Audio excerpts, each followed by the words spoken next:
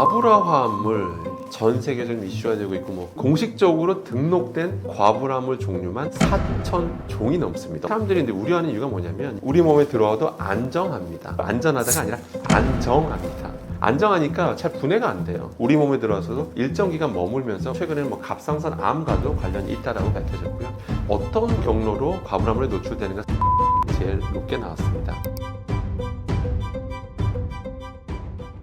예, 안녕하십니까. 저는 상명대학교 화학에너지공학과의 강상 교수라고 합니다. 만나서 반갑습니다. 저는 개인 유튜브 채널도 운영하고 있고요. 그 다음에 보시는 것처럼 생활수학이라는 이런 대중서적도 집필했습니다. 그만큼 좀 과학의 어떤 대중화를 위해서 많이 노력하고 있는 그런 교수라고 봐주시면 좋겠습니다.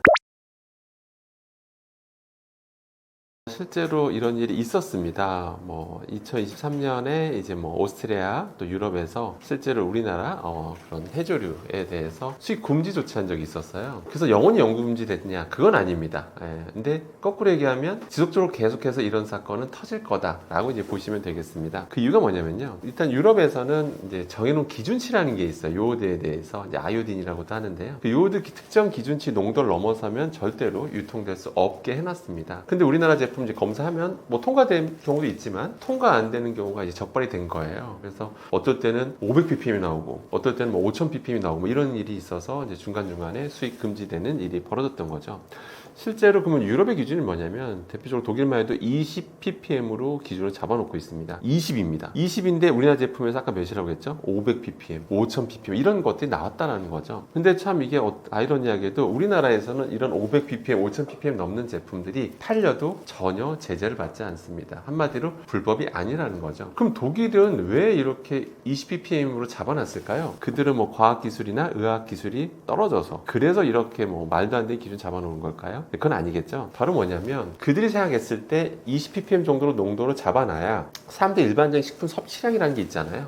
그랬을 때 이 정도 농도로 관리해줘야 우리가 일반적으로 먹으면 그들이 말하는 어떤 기준치, 안전 위험성 그 기준치를 넘지 않을 것이다 라고 잡아놓은 그 농도가 바로 20ppm입니다. 그런데 이제 우리나라 제품 중에서 그런 20ppm 넘는 것들이 계속해서 발견되고 있고 앞으로도 발견될 겁니다. 그것이 현실이라는 것을 참고하실 필요가 있겠습니다. 사실은 우리나라는 식약처에서 그 요오드 권장 섭취량, 그러니까 1일 권장 섭취량을 정해주고 있습니다. 제시하고 있어요. 하루에 150 마이크로그램은 먹어주는 게 좋다. 이건 권장 섭취량입니다. 그래도 또 우리가 그걸 어떻게 지키면서 먹습니까? 그래서 때로는 많이 먹을 때도 있잖아요. 그래서 1일 상한 섭취량이라는 게 또 있어요. 세계보건기구 WHO에 따르면 1100 마이크로그램이 1일 상한 섭취량이에요. 근데 우리나라는 그보다 좀 더 관대하게 잡고 있습니다. 1100이 아니라 2400 마이크로그램은 절대로 넘어서는 안 된다. 그러니까 150이면 충분한데 그래도 넘어서 안 되는 그 함량이 바로 2400 마이크로그램이다 라고 보시면 됩니다. 자, 그러면 한번 많이 최근에 미역국 한 그릇 드셨어요. 내가 미역국 한 그릇 먹으면 내가 이게 정부에서 2400 넘으면 안 된다고 했는데 난 2400 마이크로그램 넘었을까 안 넘었을까 알 수가 없겠죠. 여러분들은 아실 수가 없습니다. 그러니까 미역국 한 그릇 드셔도 내가 정부가 말한 기준치를 넘었는지 안 넘었는지 알 수가 없어요. 여러분 국민들은요. 왜 알 수가 없을까요? 돌아다니는 제품, 식품들의 농도를 관리를 안 하고 있습니다. 거꾸로 제가 이제 미역 장사하는 사람을 가정했을 때 제가 판매하는 제품에서 어떨 때 그 농도가 5000ppm 넘었어요. 5000ppm 넘었다는 얘기는 뭐냐면 제 제품으로 미역국 한 그릇 드시면 미역국 한 그릇에 1g 정도의 순수 미역이 들어갑니다. 그러면 5000 마이크로그램을 먹었다는 얘기예요. 그럼 아까 정부가 말한 게 2400이라고 했잖아요. 한 그릇만 먹어도 기준치를 넘어선다라는 거죠. 그게 현실입니다. 상한 섭취량에 대해서도 대한민국이 관대한 건 맞습니다. 세계보건기구에서 하루 1일 상한 섭취량이 1100 마이크로그램이라고 했는데 대한민국은 2배가 훌쩍 넘는 2400 마이크로그램이잖아요. 이렇게 관대한 이유에 대해서 저도 나름 자료도 찾아보고 나름 또 여기저기 이제 조사해봐도 우리나라 사람들은 그럼 요오드가 아무리 많이 들어와도 괜찮나? 우리나라는 선천적으로 유전적으로 탁월한 유전자가 있어서 아무리 많이 먹어도 괜찮나? 라는 그런 어떤 과학적 근거가 있나라고 저도 찾아봤는데 그런 근거는 없습니다. 다만 식약처에서 그렇게 관대하게 정한 근거가 뭐냐라고 하면 그냥 우리나라는 기본적으로 해조류 섭취량이 많은 나라이니 해조류 섭취량이 기본적으로 많은 민족이니 2400 정도는 괜찮다라고 이제 보고 있는 겁니다. 그러니까 그 정도 먹어도 무조건 괜찮다라고 말할 수 있는 이렇게 관대하게 잡는 거에 대해서 과학적 근거는 없고요. 근데 문제는 더 심각한 건 뭐냐면 상한 섭취량 2400 마이크론 잡았다는 사실 그건 큰 의미가 없습니다. 무슨 얘기냐면 앞서 말씀드린 대로 대한민국은 식품에 대해서 요오드 그 함량, 농도에 대한 기준치가 없습니다. 아까 유럽은 몇이라고 했죠? 20ppm이라고 했죠? 20ppm 넘어서 우리나라 거 다 그 수입 금지됐던 적도 있었잖아요. 우리나라는 아예 그런 기준치가 없습니다. 기준치가 없기 때문에 아까 PD님이 하루에 한 그릇 먹었을 때 어떤 날은 1일 상한 섭취를 넘으셨을 수도 있어요. 한 그릇만 먹어도. 하지만 어떤 미역을 드셨을 때는 상한 섭취를 넘지 않으셨을 수도 있어요. 그러니까 돌아다니는 식품은 지금 우리가 알 수가 없다는 거죠. 어느 정도 높은 농도로 돌아다니는 제품이 있는지 없는지조차도 우리는 알 수가 없다는 것이 이제 심각한 문제이기 때문에 뭐 상한 섭취량 넘었네 안 넘었네 이런 거 따지는 것 자체가 사실 의미가 없습니다. 그럼 요오드 얘기 잠깐 하면 그럼 독일은 아니 왜 그러니까 아무튼 특정 농도 넘으면 안 된다고 막 하고 있잖아요. 그럼 요오드가 도대체 뭐길래 한번 잠깐 거기에 대한 보충점이 좀 필요할 것 같습니다. 요오드는 여러분 정말 필요한 겁니다. 우리 몸에. 없어서는 안 됩니다. 갑상선 호르몬에 굉장히 중요한 역할을 하는 화학 원소예요. 당연히 우리 몸에 들어와야 되는 거고요. 아까 말씀드린 대로 권장 섭취량이라는 것도 있습니다. 있는데 문제는 뭐든지 과하면 문제가 되거든요. 과해서 문제가 없는 건 없습니다. 심지어 물도 한 번에 왕창 6리터 먹으면 죽을 수도 있어요. 공기 중에 산소가 산소 되게 중요하잖아요. 산소 없으면 죽잖아요. 근데 공기 중에 산소가 100% 되면 어떻게 될까요, 여러분들? 사람은 죽습니다. 뭐든지 지나쳐서 많은 건 좋은 거 하나도 없습니다.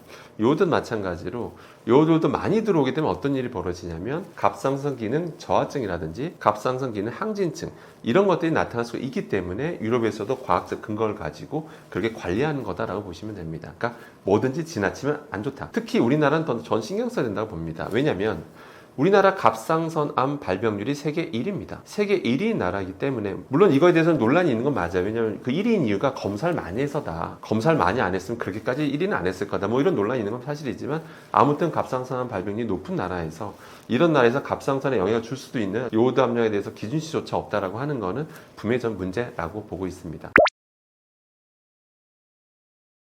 그러니까 권장 섭취량은 다 해놓고선 권장 섭취량, 1일 상한 섭취량 정해놨는데 식품에 대한 기준치는 없다라는 겁니다. 그러니까 어떤 식품에서 왜냐면 그 어떤 그러니까 식품 업체가 있어요. 미역 식품 업체가 있으면 매번 이게 채취할 때마다 농도가 다릅니다. 요오드 농도가. 근데 아무리 많든 아무리 적든 그건 상관없다라는 거죠. 우리나라에서는 다 팔 수 있다라는 겁니다. 근데 다만 그걸 해외에 판매했더니 유로에 판매했더니 무슨 일이 있었죠? 수입 금지 조치됐던 일이 벌어졌다는 게 현실입니다. 그래서 우리나라에서는 아직까지는 지금 정하지 않고 있는데 저는 제 생각에는 지금 2025년 기준은 없지만 2035년 뒤에 되면 저는 당연히 생길 거라 봅니다. 거꾸로 생각하면 2035년에 2025년을 바라보게 되면 아니 우리나라는 기준치조차 없었어? 라고 놀란 날이 반드시 온다라고 저는 확신합니다. 그러니까 언젠가는 조만간에 저는 기준치가 생길 것으로 보고 있습니다. 그러면 제가 이렇게 말씀드리면, 그럼 이제 뭐 김미역, 다시마 이런 거 먹으면 안 되는 걸까? 이렇게 생각할 수도 있는데, 그런 건 아닙니다. 당연히 그 내에도 좋은 성분들이 많거든요. 그렇기 때문에 당연히 유익한 식품은 맞는데, 다만 이제 요오드 함량이 이제 문제가 되고 있는 것 뿐입니다. 그럼 제가 좀 하나의 팁을 알려드리면, 먼저 미역을 말씀드리면, 미역 같은 경우 우리가 보통 미역국으로 많이 먹잖아요. 그럼 팔팔 끓이는 과정에서 미역 내 다양한 성분들이 좀 빠져나오거든요. 그때 요오드 성분도 꽤 빠져나오게 됩니다. 그러니까 100% 빠져나오는 건 아니지만 그래도 나름 저감 효과가 있기 때문에 미역국을 드신다면 주로 건더기 위주로 드시면 확실히 체내에 유입되는 양을 줄일 수 있다는 거 꼭 기억하시면 좋겠습니다. 뭐 다시마도 마찬가지고요. 근데 김 같은 경우는 그렇게 먹진 않잖아요. 그냥 건조된 상태 그 자체 우리가 먹기 때문에 김 같은 경우는 좀 섭취량을 좀 조절하실 필요는 있다라고 보시면 되겠습니다. 과부라 화합물, 영어로는 약자로 PFAS라고도 합니다. 그런데 이게 지금 요즘 전 세계적으로 좀 이슈가 되고 있습니다. 절대 우리나라만의 이슈는 아니고요. 전 세계적으로 이슈가 되고 있고 뭐 기준도 점점 엄격하게 되고 있는 그런 건데요. 도대체 과부라물이 뭘까요? 뭐냐면 사실 이건 한 가지를 의미하는 게 아닙니다. 종류가 너무 많습니다. 뭐냐면요. 그냥 쉽게 말씀드려서 어떤 이제 분자가 있는데 거기에 이제 불소 원자가 좀 많은 것들, 그런 것들을 저희는 통칭해서 과불화 화합물이라고 부르게 되는데요. 이러다 보니까 종류가 너무 많죠. 공식적으로 등록된 과불화물 종류만 4,000종이 넘습니다. 어마어마하죠. 그만큼 많은 것들이 지금 등록되어 있고 다양한 분야에서 쓰이고 있다라고 보시면 되겠습니다. 근데 이게 왜 사람들이 우려하는 이유가 뭐냐면 이게 굉장히 안정해요. 너무 안정해요. 자연의 환경에서도 안정하고 우리 몸에 들어와도 안정합니다. 안전하다, 세이프, 안전하다가 아니라 안정합니다. 안정하니까 잘 분해가 안 돼요. 사실 뭐든지 우리 몸에 들어왔을 때나 자연에 배출됐을 때 분해가 잘 되면 아무도 걱정을 안 합니다. 근데 너무 안정하다 보니까 분해가 안 되고 우리 몸에 들어와서도 일정 기간 머물면서 문제를 일으키니까 지금 전 세계적으로 관심을 갖는 거거든요. 그래서 관련된 독성 연구도 지금 계속 활발하게 지금 밝혀지고 있는 중인데요. 대표적으로 최근에는 뭐 갑상선 암과도 관련이 있다라고 밝혀졌고요. 특히 갑상선암 세계 발병률 1인 우리나라에서는 조금 더 신경 써서 이 사실을 살펴봐야 되겠죠. 그 외에도 다양한 여러 종류의 문제들을 일으킨다라고 알려져 있는 만큼 지금 각별히 전 세계에서 관심을 갖고 있는 그런 유해한 화학 물질이다라고 보시면 되겠습니다. 일단 과불화물이라고 하는 거는 일단은 아까 안정하다고 말씀드렸는데요. 그래서 뭐 방수 의료에도 쓰이고 뭐 소파라든지 뭐 이런 뭐 가구에도 제조할 때도 많이 쓰이고 뭐 전자제품 제조할 때도 쓰이고 이러다 보니까 그런데 우리가 뭐 옷에 쓰였다 한들 뭐 가죽에 쓰인다 한들 우리가 옷을 빨아먹는 건 아니지 않습니까? 전자제품을 우리가 빨아먹는 것도 아니고 그런 상태로 우리가 노출되지는 않습니다. 실제 정부가 조사를 했는데 과연 우리나라 그러니까 사람들은 어떤 경로로 과불화물에 노출되는가 살펴봤더니 주로 식품이었습니다. 주로 식품에 의해서 여러분들은 과불화물에 오염이 된다라고 보시면 됩니다.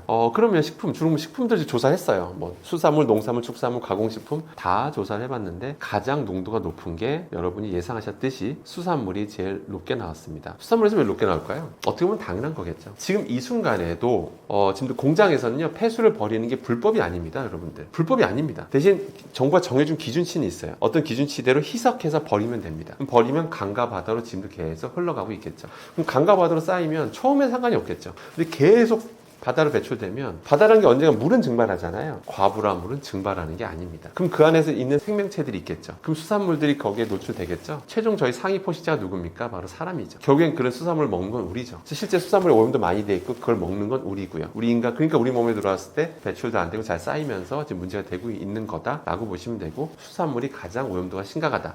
라고 보시면 되겠습니다. 다른 나라랑 좀 비교해서 말씀드리고 싶은데요.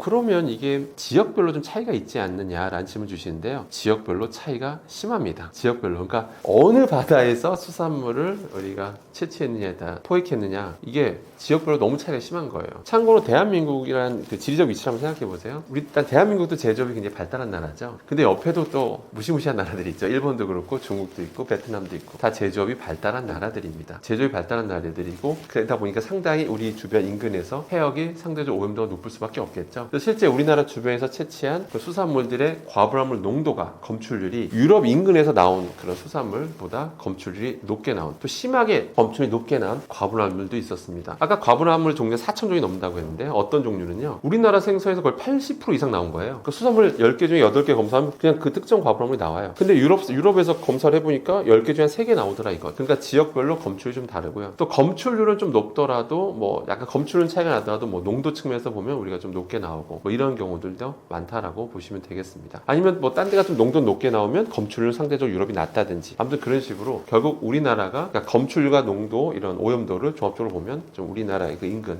해역이 좀 심각하다 이렇게 보시면 되겠습니다. 더 슬픈 현실은 뭐냐면 아까 뭐 나름 기준치를 정하고 나름 배출하잖아요. 공장에서 배출하고 있는데 가장 심하게 배출할 걸로 보이는 게 중국인데요. 중국인 게 이제 명확한데요. 사실 명확한데 우리가 중국 앞바다 가서 검사할 수 있을까요? 앞바다 가서 정말 중국 너희 나라는 관리 잘하고 있는지 한번 봅시다. 검사할 수 있을까요? 불가능하겠죠. 만약에 우리나라 공무원이 거기 가서 그거 하고 있다가 걸리면 난리가 날 것 같습니다. 당장 또 뭐 여러 가지 제재 조치가 일어나겠죠. 중국 당국도 우리나라 앞바다에서 이렇게 앞바다에서 조사 못하듯이 우리도 못합니다. 그러니까 그게 슬픈 현실이고요. 그래서 결과적으로 우리 인근의 수산물들이 오염도가 좀 높아지고 있다. 이것이 현실입니다. 수산물 그러면 아예 끊고 뭐 고기만 왕창 먹고 채식만 왕창 해야 되냐 뭐 이렇게 질문 줄 수도 있는데요. 일단 수산물 섭취량을 기본적으로 좀 조절하시는 건 필요한 건 맞습니다. 너무 과한 섭취는 안 하시는 게 좋고요. 뭐든지 많이 먹어 좋은 건 없습니다만은 뭐 축산물이든 농산물 다 마찬가지. 많이 먹어 좋은 건 없죠. 근데 수산물 같은 경우는 특히 좀 섭취량을 좀 조절할 필요 있겠습니다. 요즘 같이 바다 오염이 심각한 세상에서는요. 기본 섭취량 줄이되 드신다면 당연히 저도 먹습니다. 저도 물론 별미긴 합니다만 저 수산물 같은 거 좋아하고 먹습니다. 그러니까 섭취량만 섭취했으면 조절하는 거고요. 그럼 드실 때 어떻게 하면 좋냐면요. 예를 들어서 어떤 탕으로 드신다고 쳤을 때 탕을 드셨어요. 탕을 드시면 그냥 그 팔팔 끓이는 과정에서 이게 그 생선 내에서 여러 성분들이 빠져나오는데 그때 과불화물도 좀 빠져나오는 효과가 있긴 있습니다. 역시 100% 빠져나온 건 아니지만 그래도 나름 저감 효과가 있거든요. 그래서 가급적 얼큰한 국물 드시면 뭐 좋아하시는 분들 많으신데 그러지 마시고 국물채 드시지 마시고 그냥 건더기 위주로만 드시는 그런 식습관을 가지시는 게 제일 좋겠습니다. 네, 사실은 제가 뭐 제 개인적인 유튜브 채널을 통해서 이제 대중분들과 많이 소통하고 있는데요. 어떤 유해한 화학물질에 대해서 알려드리는 시간을 갖고 있습니다. 근데 한편 이런 질문도 상당히 좀 많이 받는데요. 아니 이것저것 따지면 어떻게 사냐라고 이제 뭐 질문 주시기도 하고 이것저것 따지면 다시 원시 시대로 돌아가야 되는 거 아니냐 뭐 이렇게 질문 주시는 경우도 있는데요. 제가 그런 채널을 운영하고 또 오늘 말씀드리는 게 뭐 이것도 하지 말고 저것도 하지 말고 막 원시 시대로 돌아가자 뭐 그럴 거 위해서 제가 이렇게 출연한 게 아닙니다. 예. 저는 사실은 공대 교수로서요 산업을 육성해야 될 의무가 있는 그런 사람입니다. 다만 여러분들한테 뭐든지 그렇게 정확한 지식만 알면 다 안전하게 살 수가 있거든요. 그러니까 제가 이런 방송에 나오는 거는 정확한 지식을 전달해 드리고 최대한 위험성 있는 물질에 대해서 노출을 최소화할 수 있는 방법을 알려드리기 위해서 오는 거지 뭐 이것도 하지 말고 저것도 하지 말고 원시대로 돌아갑시다 이런 건 아닙니다. 예. 그렇기 때문에 오해는 안 하셨으면 좋겠고요. 앞서 말씀드린 담배, 술 뭐 이런 거 보셨잖아요. 뭐든지 이런 거 지속적으로 오래 우리가 노출되면 암에 걸리고 막 이런 거잖아요. 그리고 뭐 급식 종사자분들 사례만 봐도 그렇고 유해한 거에 계속 노출됐더니 폐 이상 소견 받으셨던 것처럼 그렇기 때문에 평소 유해한 물질이 무엇인지 정확히 아는 게 중요하고요. 그런 게 언제 어느 시점에 용출되고 내가 언제 노출되는지 이것만 아신다면 최대한 노출을 최소화할 수 있습니다. 그래서 정확한 방법을 알려드리기 위해서 이 방송을 한 거고 이런 책도 그래서 쓴 겁니다. 그렇기 때문에 무조건 유해성은 무조건 노출량과 노출 횟수와 비례한다는 거. 그러니까 정확하게 알면 노출량도 줄일 수 있고 노출 횟수도 줄일 수 있다는 것만 기억하시면 되겠습니다. 그래서 정확한 지식이 제일 중요하다. 이렇게 기억하시면 되겠습니다. 네, 그래서 저는 여기 또 만나 뵙게 돼서 너무 반갑고요. 저는 상명대학교 강사 교수였습니다. 다음 기회에 또 뵐 수 있길 바라겠습니다. 이상입니다.